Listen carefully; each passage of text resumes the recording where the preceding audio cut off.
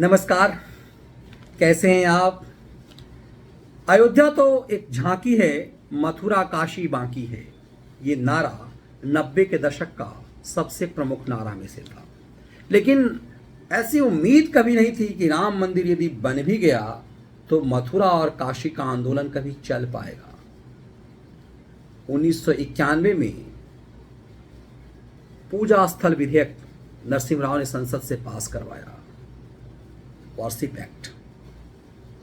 और उसके बाद ये उम्मीद खत्म हो गई कि अयोध्या के बाद मथुरा और काशी में इस देश की आत्मा बचाई जा सकेगी। लेकिन देश की सबसे बड़ी अदालत ने अब मोदी सरकार को वो अवसर दिया है।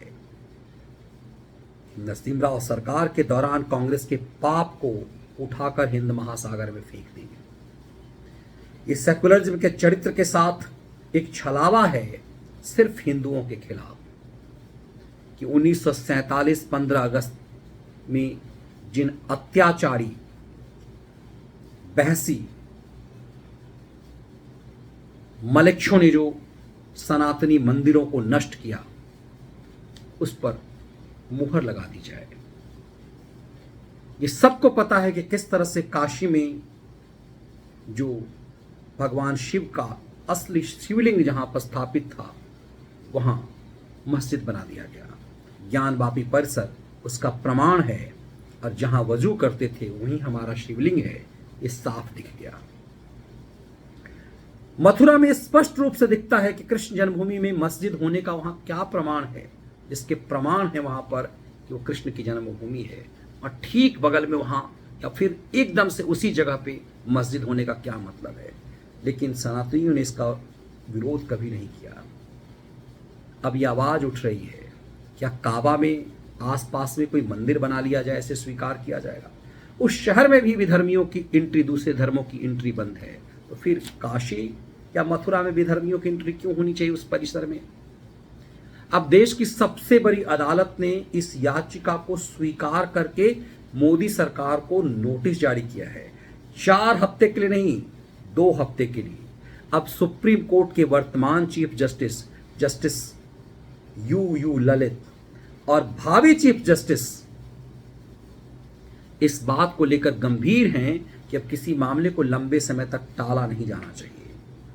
इसीलिए justice U Lalit, chief justice of India, ने मोदी सरकार को नोटिस जारी कर जवाब मांगा है कि यह वार्षिक एक्ट क्यों नहीं खत्म कर देना चाहिए। पूजा स्थल विधेयक ये इस देश के सेकुलरिज्म के नाम पर, छलावे के नाम पर सनातनियों के साथ अत्याचार है। और इसमें अब मोदी सरकार को एक अवसर मिला है, एक मौका मिला है कि उस पाप को धो सके। और यदि सरकार इसे धो सकती है, मजबूत साक्ष्यों के साथ सुप्रीम कोर्ट में दलील लेकर सामने आ सकती है, तो मथुरा और काशी का रास्ता साफ हो जाएगा।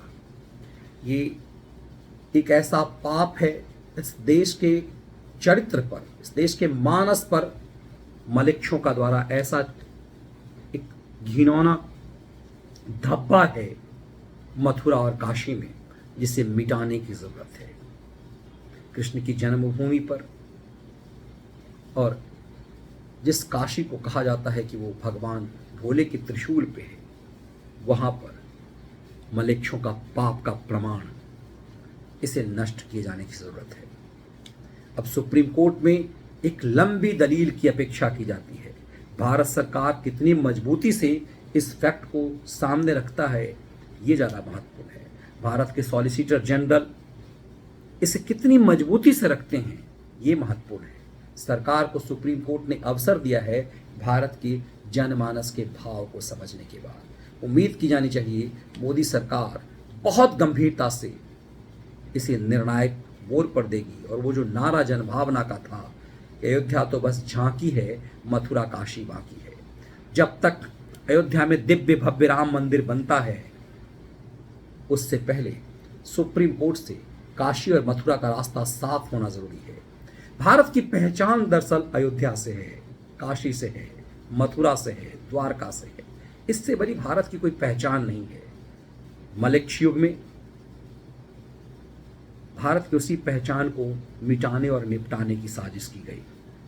अब देश की सबसे बड़ी अदालत ने भारत की जन भावना को समझते हुए भारत सरकार को, मोदी सरकार को एक अवसर दिया है। यह अवसर मोदी सरकार को 2014 में प्रचंड बहुमत से जीत का एक रास्ता तय करने वाला है। ये अब देश की जनता की भी जिम्मेदारी है कि अपनी सरकार पर प्रेशर डाल करके सुप्रीम कोर्ट में मजबूती से अपना पक्ष रखने को दबाव डाले। ये वीडियो विश्लेषण आपको कैसा लगा, इसके कंटेंट यदि आपको बेहतर लगे तो वीडियो को लाइक और शेयर जरूर कीजिए। यदि अब तक आपने चैनल को सब्सक्राइब नहीं किया है तो सब्सक्राइब जरूर कर लीजिए।